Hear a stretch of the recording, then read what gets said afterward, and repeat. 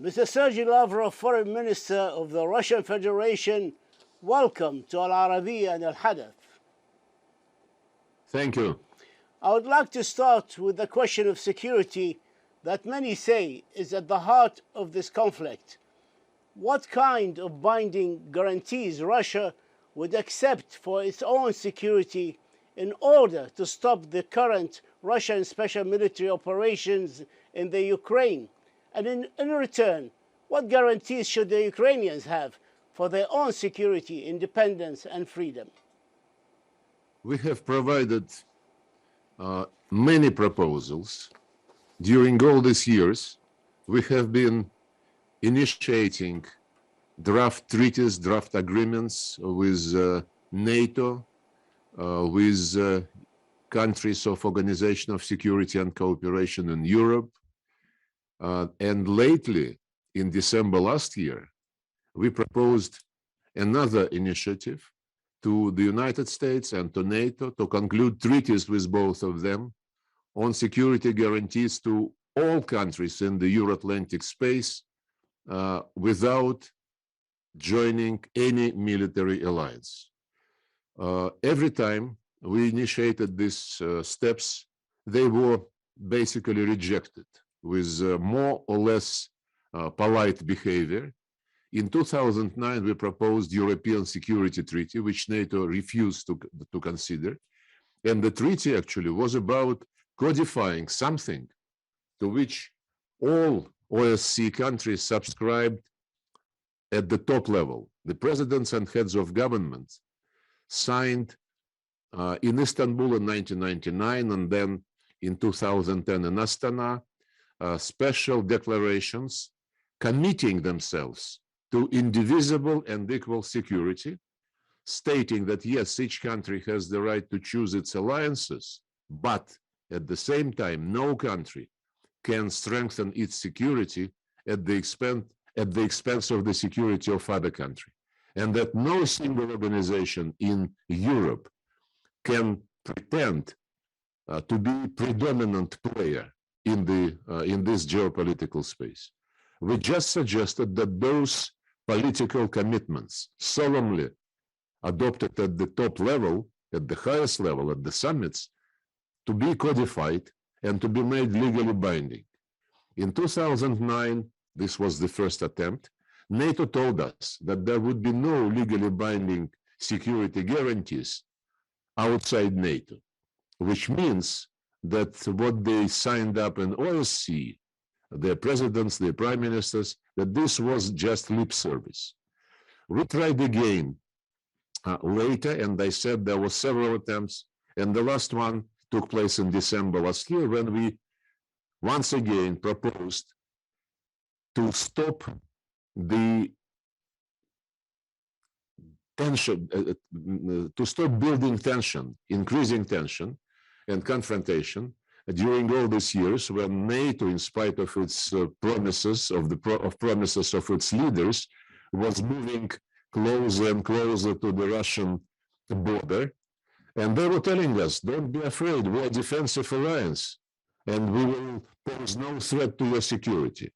Defensive alliance it was, when there was a Berlin Wall made of concrete and geopolitical wall between NATO and the Warsaw Treaty. But when the Warsaw Treaty disappeared, when the Soviet Union ceased to exist, NATO decided that the line of defense should be moved to the east. And they did move this line of defense 5 times.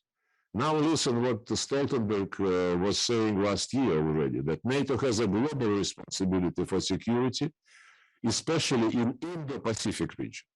So my hunch is that the next line of defense of NATO would be in South China Sea, especially since leaders of the NATO members, like Foreign Secretary of Britain, Ms. Truss, one of these days stated that NATO must be a global player.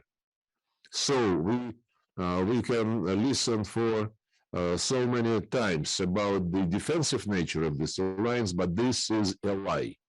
So the proposals which we submitted last December, they suggested that we all give security guarantees and subscribe to security guarantees which would ensure safety and security of Ukraine and all other European countries, and of course of the Russian Federation.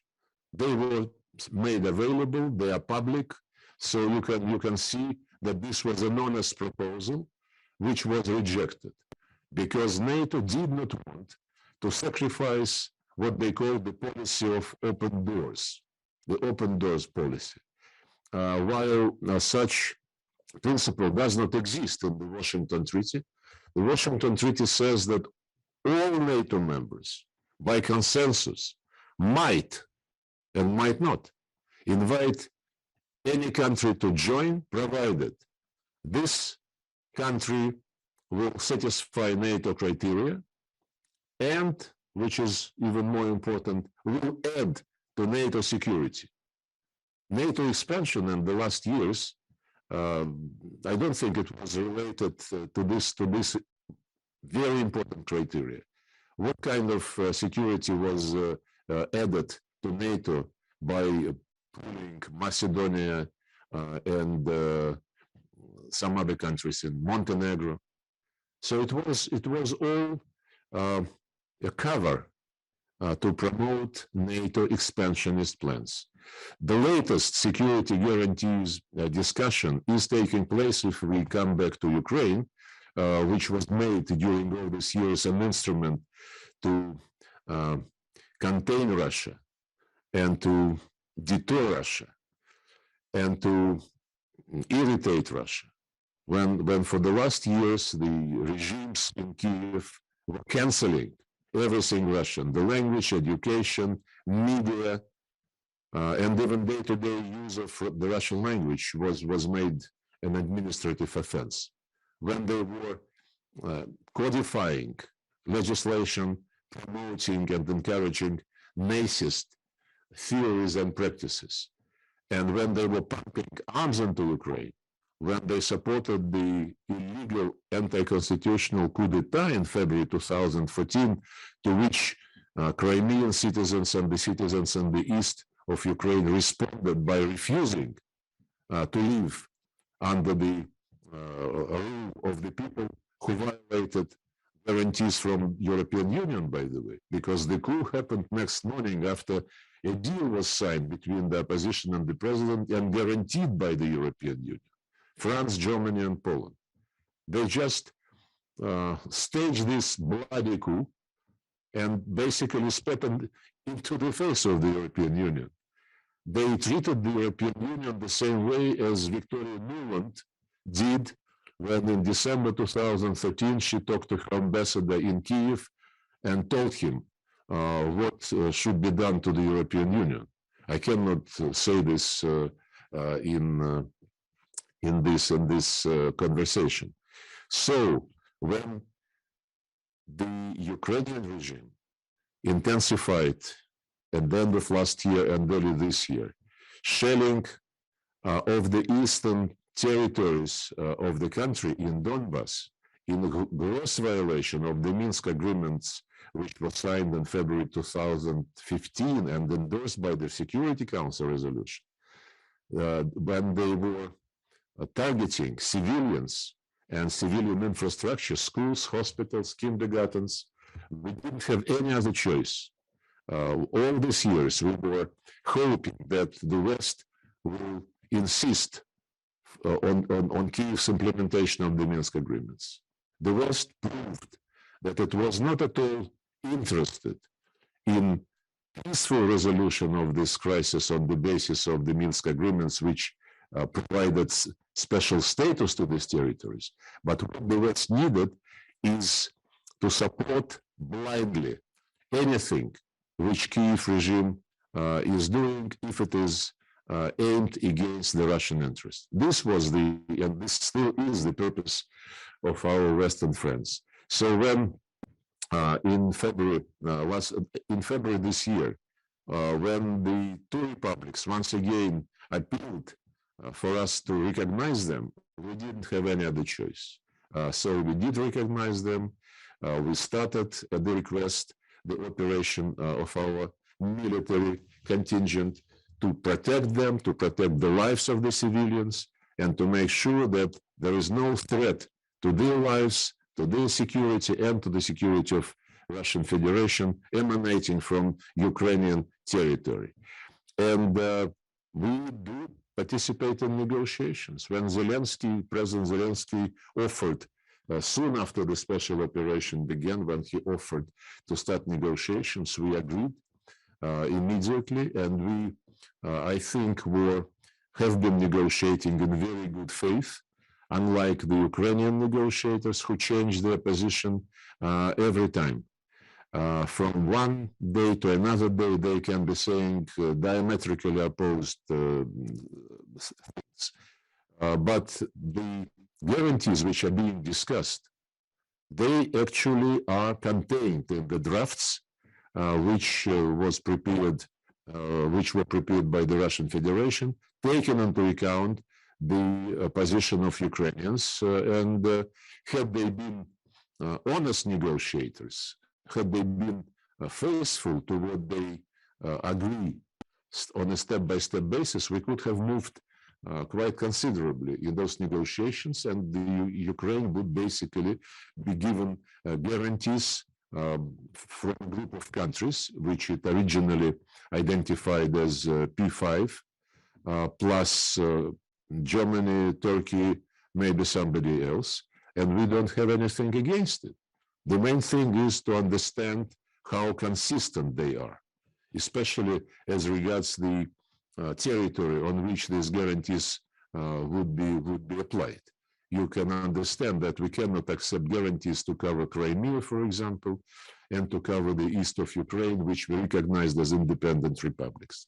And they agreed originally, when the negotiators met in Istanbul, that the security guarantees should not be applied to Crimea and to the east of Ukraine. But then they changed their mind again. So we are stuck because of this inconsistency, because of their desire to play games every time, and as far as I can guess, because of the instructions they get from Washington, from London, from some other capitals, not to accelerate the negotiating process. When the special military operations, as you call it, started on the 4th of February, Russia described Ukraine joining the NATO alliance as an existential threat to Russia. You stated in an interview to Russian TV this week, and I will just read your quote, "If the US and its allies continue to arm the Ukraine, the risk of war escalating into nuclear conflict should not be underestimated." And I hear, forgive me, I took it from a translation of your Russian answer. And I noticed that you called it war in this case, said the war escalating. A nuclear conflict is an existential threat to us all, of course. Something that Russia tried to stop in the first place by starting its special military operations in the Ukraine. Did these operations deliver the wrong message or missed its targets by eliminating this existential threat? Well, actually, you quoted some of my statements. It is not actually very accurate quotation. I was asked whether nuclear war is possible, whether the risks of nuclear war became closer and more acute, and whether Russia allows for such a eventuality. What I said was absolutely different. I said that from the very beginning of our cooperation with the Trump administration, we have been proposing to them to reiterate what Reagan and Gorbachev stated in 1987, namely to issue a joint Russian-American declaration at the top level, saying that there could be no winners in a nuclear war, and therefore it must never be launched. So you didn't say the risk of the war escalating into a nuclear conflict should not be underestimated. wait a second. I said that we have been champions of making pledges by all nuclear countries never to start a nuclear war. We could not persuade the Trump administration, they were hesitant, but the Biden administration agreed and they understood the importance of such a declaration. So in June last year in Geneva, at the Russian-American summit, this declaration was made. And then again, on the Russian initiative, in January this year, all 5 nuclear states issued the statement of the presidents and the heads of government. And then I said, it is not us who is playing with this word, nuclear war. You remember in January this year, Zelensky, when he was again mobilizing Western support against Russia in his Russophobic policies, when he was saying that nobody is going to change the policy on the Russian language and Russian media, and that nobody will be persecuting the neo-Nazis battalions who were supported by the state and openly wearing the swastika and symbols of Waffen-SS divisions. And then he said, Ukraine made a mistake when it refused to be nuclear power. And he said, we might think about having nuclear weapons again. Recently, Polish Prime Minister stated that Poland will welcome if nuclear weapons of the United States are moved from Germany to the Polish territory. We never were playing with such dangerous things. That's what I said, that we all should insist on the statements made by the P5. Never, ever, there could be a nuclear war. But to make sure that this is the case, the West must discipline speakers like our Ukrainian and Polish colleagues who see no danger in playing with such very, very risky words. That's what I meant. Okay, because it came across like threatening words, and this was actually widely spread in the media, and it's sorry, go ahead. It did not come across. It was played the way which you describe. We know how indecent those who set the tone for the Western media policy, how indecent they are. So we're used to it. So it's not. You don't think it was just a wrong translation? A wrong translation. I just explained what I said. No, I understand. And I understand. I gave you specific examples of the statements basically inviting the discussion of a possibility of nuclear war coming from Ukrainians and from Poland. Yes, because it really was very surprising considering the role played by Russia in promoting in the Security Council in January the announcement and the statement by the heads of state and the presidents. I come to here. The statement initiated by Russia. No, I understand. Don't forget it. Don't forget this. No, I just said that. Promoted by Russia, and it's commendable action, actually. Okay. And that's why we were surprised to hear such a statement being circulated in the West. Maybe it's just a wrong translation by the translator. Does Russia consider itself at war now with NATO inside the Ukraine because of the large, continuous advance arms shipments to the Ukraine forces? We don't consider ourselves at war with NATO, because this exactly would be another step, to increase the risks of what we just discussed. Unfortunately, NATO, it seems, considers itself to be at war with Russia.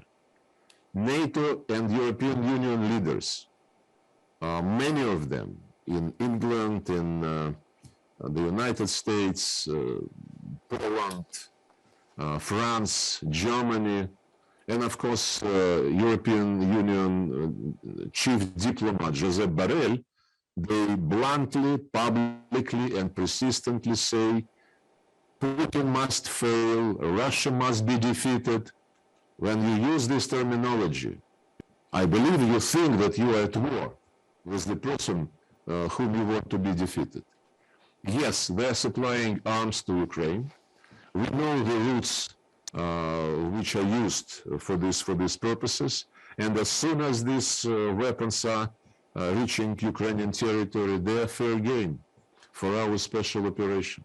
I ask you this question because there are many who fear that one day they wake up and hear the news that a NATO plane has been downed by Russian forces or a NATO ship has been sunk by Russian forces, accusing them of transferring arms to the Ukraine, hence risking a major escalation in the conflict.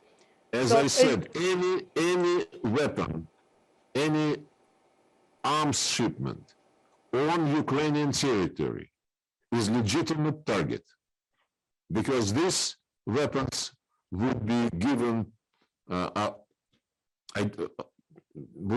to the regime who has a war against its own population, who conducts military offensive against civilians in the east of the country. مشاهدينا الكرام، فاصل إعلاني قصير، نعود بعده لاستكمال هذه المقابلات الخاصة مع سيرجي لافروف وزير خارجية الاتحاد الروسي، فلا تذهبوا بعيدا. مشاهدينا الكرام، أهلا وسهلا بكم ثانية في هذه المقابلات الخاصة مع وزير خارجية الاتحاد الروسي سيرجي لافروف. Foreign Minister Lavrov, welcome back, sir. Thank you. The intensifying Russian operations in the Donbass. What is your ultimate aim in eastern Ukraine besides what has been announced that Russia aimed to protect the two self-proclaimed Donetsk and Luhansk republics? I told you already that our aim is to protect these two republics because they have been under attacks from Ukrainian regime for a long 8 years. They never, when the coup happened in 2014, they said that they don't want to have anything to do with these people who came to power illegally. And they said, leave us alone. We want to understand what is going on. They never attacked the rest of Ukraine. And they were announced terrorists, and an anti-terrorist operation was launched by the putschist leaders who came to power by force through illegal means. And for the long 8 years, they have been victims of Ukrainian aggression, killing like 13 or 14,000 civilians, destroying civilian infrastructure, and many other crimes were committed by the Ukrainian regime against them. So the goal of our operation, it was announced openly, is to protect these two republics and to make sure that no threat will ever emanate from the Ukrainian territory to the security of these people and to the security of the Russian Federation. This was a response to what NATO was doing in Ukraine to prepare this country for a very aggressive posture against the Russian Federation. They were given offensive arms, including the arms which can reach the Russian territory. Military bases were being built, including on the Sea of Azov, and many other dozens of exercises, military exercises, including many of them on Ukrainian territory, were conducted under NATO auspices, and most of those exercises were designed against the interests of the Russian Federation. So the purposes of this operation is to make sure that those plans do not materialize. I heard what you said, but what would you say to military analysts who say that Russian army wants to have full control over Donbass and southern Ukraine to provide a land corridor to Crimea? The Ukrainian admitted last Wednesday some losses in the areas they control in the Donbass, but how does Russia foresee this battle developing, and what do you say about what these analysts argue? The military means to achieve those goals is not for me to discuss, and it is not for the discussion in response to any speculation by any military expert. Military experts are paid to speculate. Let them continue. Do you expect the Donbass operations to be completed by May the 9th, the annual commemoration of the end of the Second World War? It will be completed as soon as the goals which I just described to you have been implemented and have been achieved. Last Wednesday, an ammunition depot in Russia, Belgorod, forgive my pronunciation, Belgorod region, bordering the Ukraine, caught fire with several explosions. 2 fires broke out in 2 fuel storage depots in Bryansk region on Monday. These attacks on oil storage facilities have been reported since the 1st of April. Do you attribute these escalating attacks inside Russian territories against military supplies routes and depots to increasing Ukrainian capabilities? Yeah, the Russian Ministry of Defense presented the information on these situations, some of which were just accidents, some were the result of Ukrainian helicopter attack. And this, of course, made us to understand that the goals of the military operation, which I described to you, must be achieved sooner rather than later. And I can assure you that during the course of this military operation, these adventures by the Kyiv regime are taken care of. I would like to move the conversation to the sanctions. Russia has become the most sanctioned country in the world, deposing Iran from the first spot. These sanctions are many, varied, and considerable, and continue to intensify. How long can Russia resist these painful sanctions? And they are painful by any standard. The US and its NATO allies believe that these sanctions will incentivize Russia to sit down on the negotiating table in good faith to compromise and reach an acceptable outcome that with solid security guarantees for all. Are they right in their assumption? Well, they are not very smart, and they certainly don't know history. After the Soviet Union disappeared, the profession of Sovietologist or Russologist disappeared as well. The West thought, the United States thought that Russia, after the Soviet Union disappeared, Russia was in the pocket of the United States. Therefore, there is no need to study Russia. Russia would be doing what it is told. It's not going, it was not the case, of course, as you know. And the sanctions is not something which we saw out of the blue. Sanctions have been with us for decades. We never lived a day in the history of the Soviet Union or the history of the Russian Federation when there were no sanctions. When we were entering WTO, there was a deal, and the Americans understood that they cannot accept WTO entry by Russia without waiving the Jackson-Vanik Act, which was discriminatory and which was not in line with WTO standards, and they wanted us to be in the World Trade Organization. But removing the Jackson-Vanik Act, they immediately replaced it with Magnitsky Act. So there was never interruption in the sanctions regime against the Russian Federation.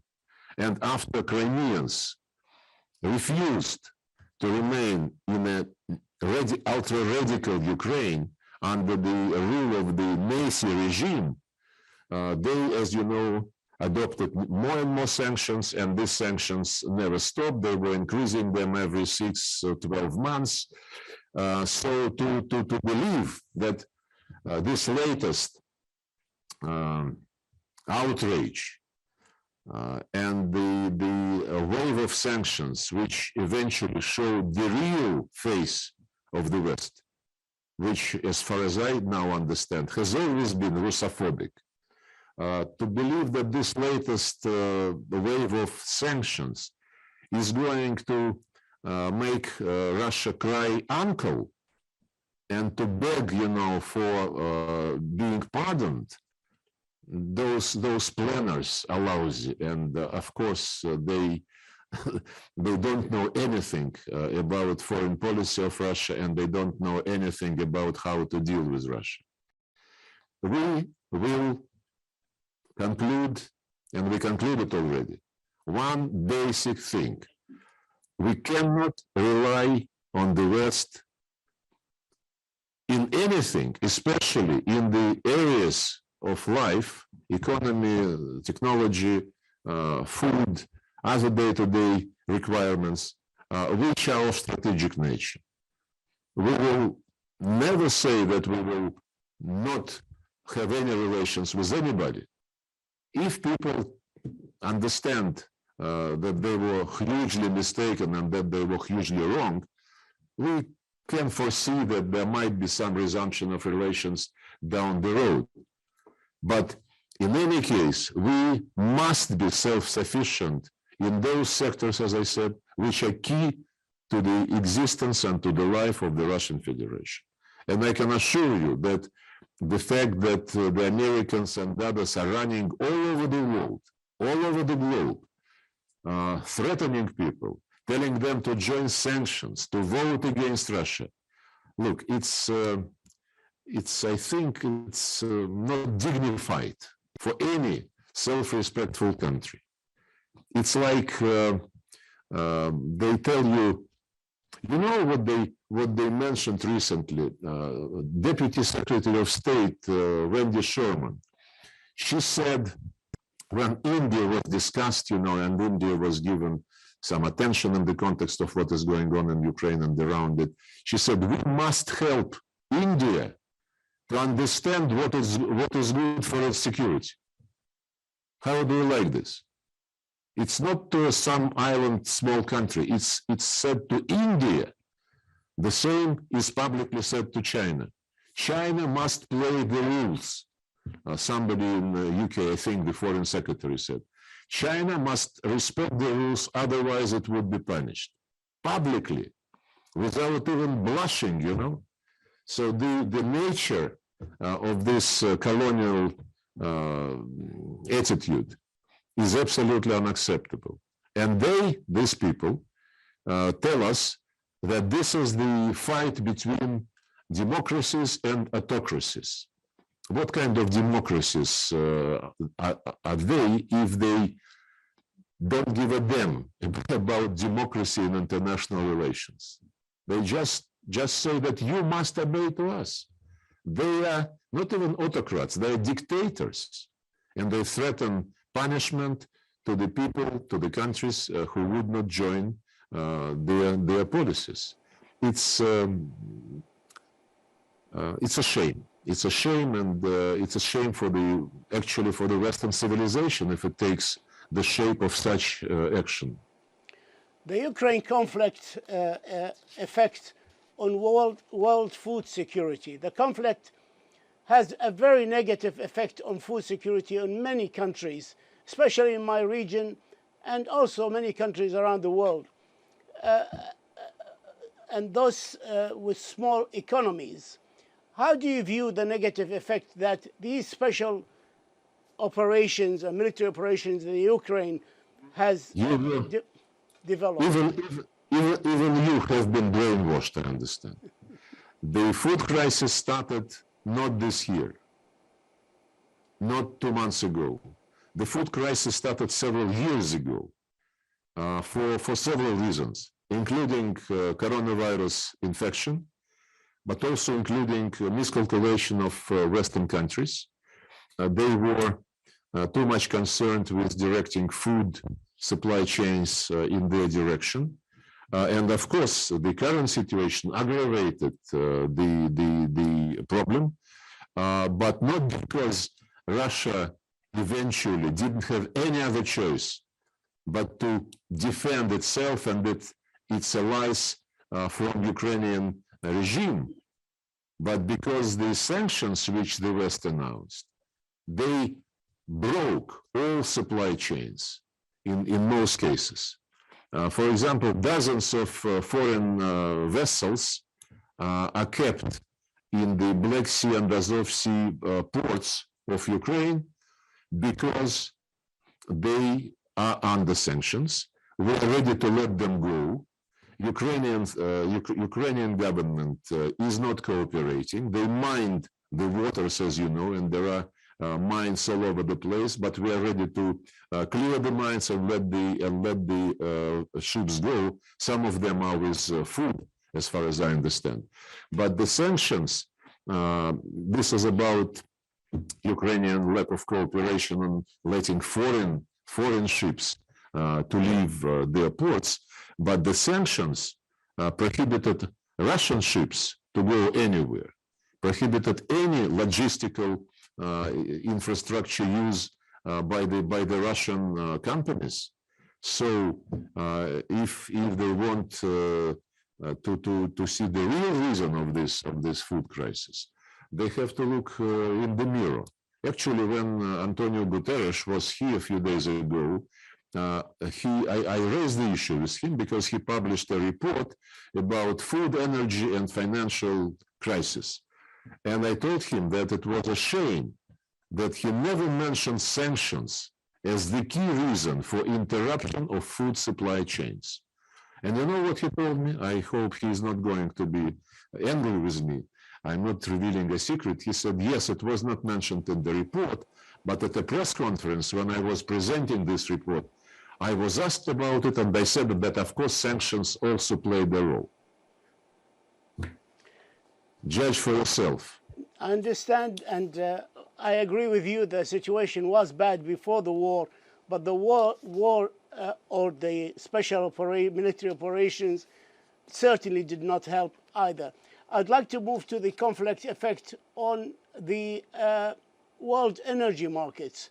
And only on Wednesday of this week, Russia suspended gas exports to Bulgaria and Poland due to absence of payments in rubles. Are Bulgaria and Poland only the first ones in Europe, and we can expect more suspensions of supplies? You know what happened? The contracts which have been signed before this situation, they provided payments in dollars or euros, and these payments were made directly to Gazprom accounts. And this money was held on Gazprom accounts in Western banks. Well, after the beginning of the special operation in Ukraine, our Western friends have stolen more than $300 billion from us. In fact, they stole what they paid to us for gas. In other words, they have used during all these years Russian gas for free. And to avoid continuation of this robbery, we issued the decree of the president, which said, gentlemen, ladies, from now on, you would be paying not to Gazprom and to its accounts in the Western banks, but you would be paying to Gazprom Bank, still in dollars and in euros. Nothing would change. You pay the same amount of foreign currency, which is agreed in the contract. And then inside Gazprom Bank, your euros and your dollars would be moved to the ruble account, and then Gazprom would be paid in rubles. This is absolutely necessary scheme to avoid continuation of shameless robbery in which this country is engaged. You might have heard that in London, Washington, and Brussels, they speak about confiscating the money which they've frozen and giving this money to somebody else. It's, you remember how the United States was created through the golden fever. First come, first served. Who should first is winning. we don't want to be part of this game, and we don't want to be part of this robbery. And they have a choice. They either pay the same amount in the same currency as they used to do, and then the rest would be done almost automatically. Or if they don't want us to get the money, and those who refuse to use this ruble scheme, they basically don't want us to get the money for our product. This is their choice. Most key partners of Russia agreed to the scheme which I described. If Poland and Bulgaria put their ideological ambitions higher than the interest of their population, than the interest of their budget, it's up to them. مشاهدينا الكرام، فاصل إعلاني قصير، نعود بعده لاستكمال هذه المقابلة الخاصة مع سيرجي لافروف وزير خارجية الاتحاد الروسي. ابقوا معنا. مشاهدينا الكرام، أهلا وسهلا بكم ثانية في هذه المقابلة الخاصة مع عميد الدبلوماسية الروسية وزير الخارجية سيرجي لافروف. Foreign Minister Lavrov, welcome back again. Thank you. Less than a week ago, Turkey has closed its airspace to Russian planes coming from Syria and heading to Russia.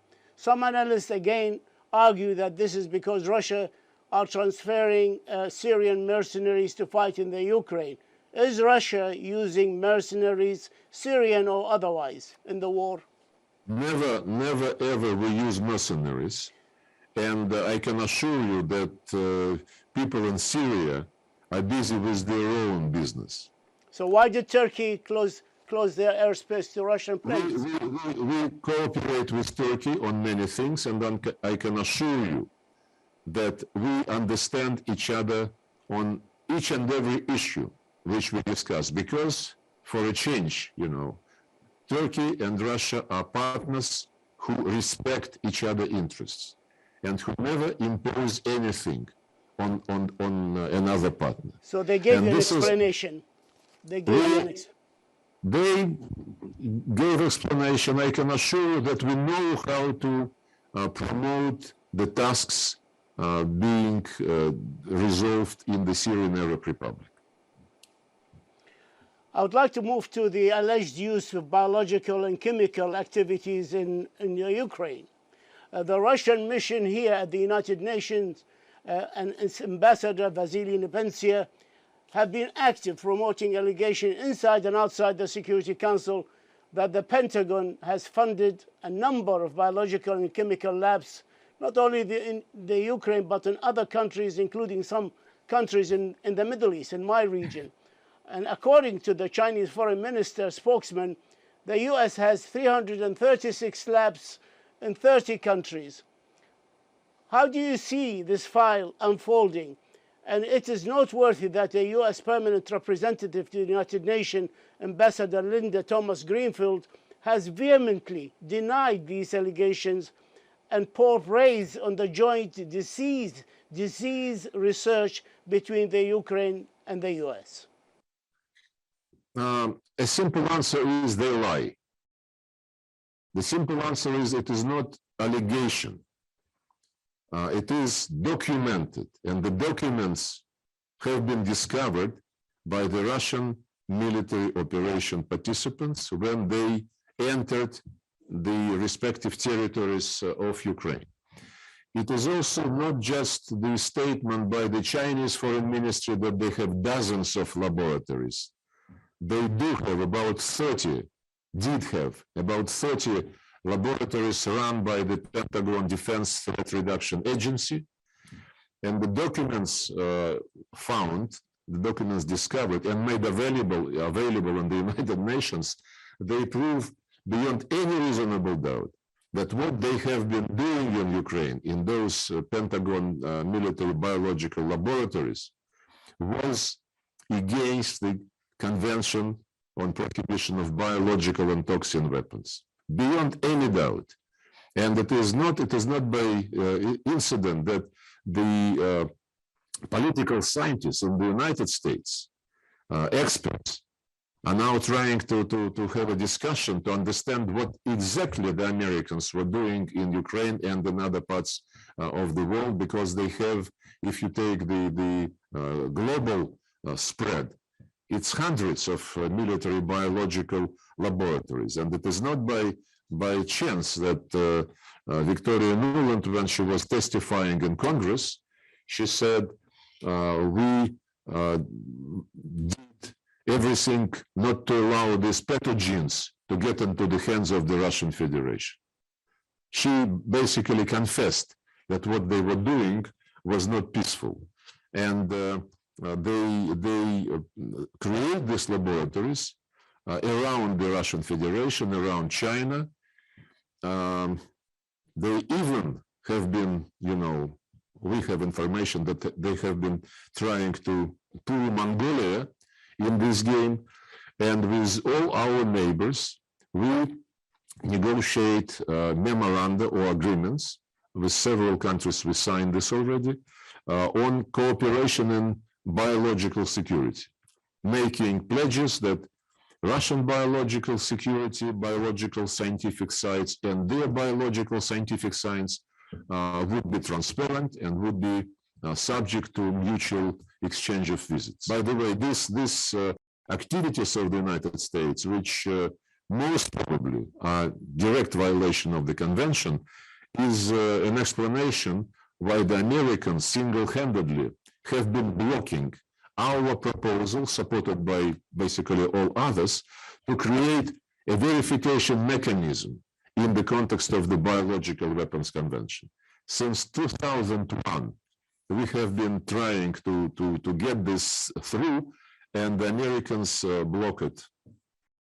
Your forces have been in the Ukraine since the 24th of February, for more than 2 months. Did they find any bioweapons or research centers for weapons, biological weapons, while they're there? Yes, as I said, we discovered documentation. We discovered samples which are being analyzed, and this information, I think, most of it has been already presented to the United Nations. They are keeping in those laboratories most dangerous pathogens, including pathogens of plague, anthrax, cholera, brucellosis, and others. And those are very dangerous, substances. So we don't have any doubt that this must be investigated, and we will continue to do this. And we have reasons to believe that biological weapons and chemical weapons is something which we need to emphasize much more in discussions with the United States, insisting that they must publicly explain why they once again prolonged their pledge, their commitment to destroy all chemical weapons, why they build those military biological laboratories without agreeing to have verification and transparent mechanism under the Convention on Biological Weapons, and many other things. We want clarity, and we would insist on answers. Talking about the UN, will this military conflict lead to the demise of the United Nations? How will this conflict affect the multilateral diplomacy, the principle that the United Nations is built on? You served here for 9 years and 10 months, and you know this organization better than anybody else. Do you think this organization is now facing an existential threat and might go the way the League of Nations before it? Yes, it might. It might if we continue to watch the activities of the West, led by the United States, to move away the discussion on important issues from the United Nations into closed, non-inclusive formats. Summit for Democracies, which was convened by President Biden last year. The invitees were individually decided by Washington. And of course, you find there very funny countries whom the Americans never described as democratic, but they were invited to the Summit of Democracies because they were obedient servants of Washington, or they were considered to be obedient servants. Then, a few years ago, the French and the Germans announced the creation of Alliance of Multilateralists. And we asked them why to do it outside the United Nations, because what is more multilateral than the United Nations? Everybody is here, except few non-recognized states, but it's a universal organization. They told us, no, we need something separate, because in the United Nations there are many autocratic countries. Yes, autocratic countries they are. There are also monarchies.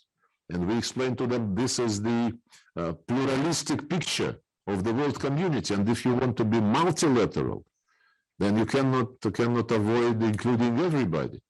No, but they created Alliance of Multilateralists, which is based on, as they said, European Union values. Many initiatives like this, about a dozen initiatives on freedom of the media, cybersecurity, has been announced by European countries outside the United Nations, in spite of the fact that there are special institutions under UN umbrella, which are universal and which are devoted to the same topics. But the main thing is democracy, but democracy in international relations. If you want to have an honest relationship, it should be like, the United States said what it thinks. The Russian Federation stated what it thinks. China and everybody else, India, Egypt, Turkey, South Africa, Brazil, everybody presents its positions like it should be in the General Assembly general debate. And then countries who listen, they should decide whose view is closer to them. This is democratic way of proceeding, and then building some consensus, compromises, so that everybody has its position reflected in a common document. The Americans act in the United Nations very differently. They just dictate. They threaten people. They threaten countries, tell them, if you don't do as I tell you, we will cut assistance to your country. But to be honest, many countries use these methods. They tell individual ambassadors, if you don't vote the way I want, don't forget that you have an account in an American bank. Don't forget that your son is studying in American university. I am not joking. I have some friends who have been suffering from this kind of treatment. But the key issue is United Nations Charter. It says the United Nations is based on the principle of sovereign equality of states. Analyze what the Americans are doing all over the world, and you will immediately come to the conclusion that they don't give a damn to respecting this principle. But many countries are accusing you, sir, and accusing Russia of abandoning the charter by invading or by sending forces inside an independent, recognized state, which is the Ukraine, and a member of the United Nations. Do they believe that the Americans were right to go in Iraq, to go in Syria, to bomb Libya? Two wrongs don't make a right, sir. Why? No. When the United States declares that there is a threat to the United States 10,000 kilometers from the border of the United States, everybody, some people were grumbling, some were expressing their concern, but there was no hysteria like the one we witnessed today, when Russia, having warned for many, many years that this is going to be a problem, that we cannot tolerate a threat which NATO and the United States have been building just on our borders, not 10,000 kilometers away. There was one interesting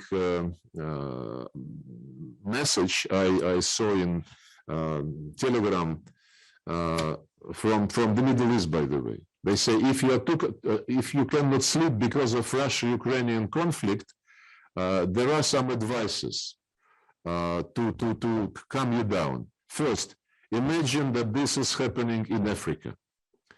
Imagine this is happening in the Middle East. Imagine Ukraine is Palestine. Imagine Russia is the United States. One other joke at the end. Somehow it is about Estonia, but it's a joke about Estonian zoo. In a zoo in Estonia, there is a pool, and there are crocodiles in the pool. And a mother with a young kid is watching the crocodile, and then there is a guy who drinks beer and watches around. Then somehow the kid has fallen out and fell into the pool. And the guy jumped into the pool and saved the kid and gave it to the mother. She said, "Oh, thank you very much. You are a very brave Estonian guy." He said, "Unfortunately, I'm not Estonian, I'm Russian." Next morning, Estonian newspapers were headlined, "A drunk Russian deprived the crocodile of its dinner." I'd like to stay at the United Nations. The Secretary General has visited you on Tuesday and had a meeting with you and later with President Putin, and he came with two proposals. First, the establishment of a humanitarian contact group bringing together Russia, Ukraine, and the United Nations to look at opportunities for the opening of safe humanitarian corridors. And secondly, on Mariupol, Secretary Guterres proposed coordinated work to be carried out by the United Nations, the International Committee for the Red Cross, and the Ukrainian and Russian forces. There is no need. I know. There is no need in anybody providing help to open humanitarian corridors. There is only one problem. Humanitarian corridors, which are being announced on a daily basis, are ignored by the Ukrainian ultranationals who are sitting in this steel mill in the outskirts of Mariupol. And the Kiev regime either does not order them to let civilians go if there are some civilians, or the Kiev regime cannot tell them what to do and does not have any authority over them. We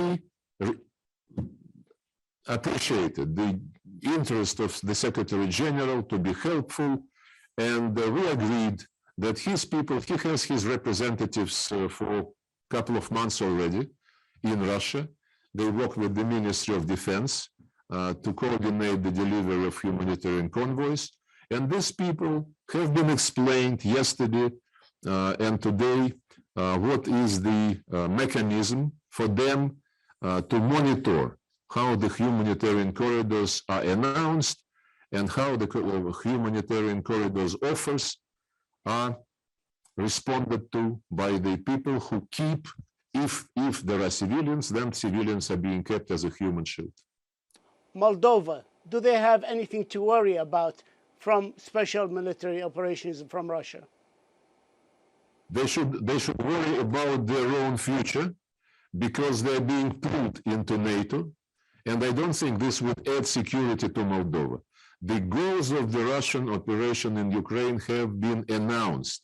They are to protect civilians in the east of Ukraine and to make sure that there are no threats to those civilians or to the Russian Federation coming from the Ukrainian territory. Full stop.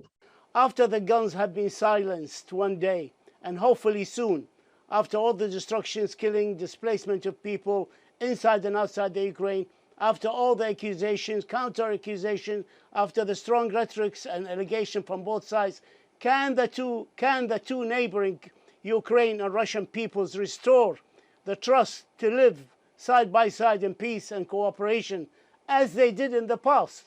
Or is it already too late for that for the foreseeable future? I have no slightest doubt that the two peoples would live in peace and good neighborly relations. Mr. Sergey Lavrov, Foreign Minister of the Russian Federation, we thank you for this special interview and we thank you for the insights. Thank you, sir. Thank you.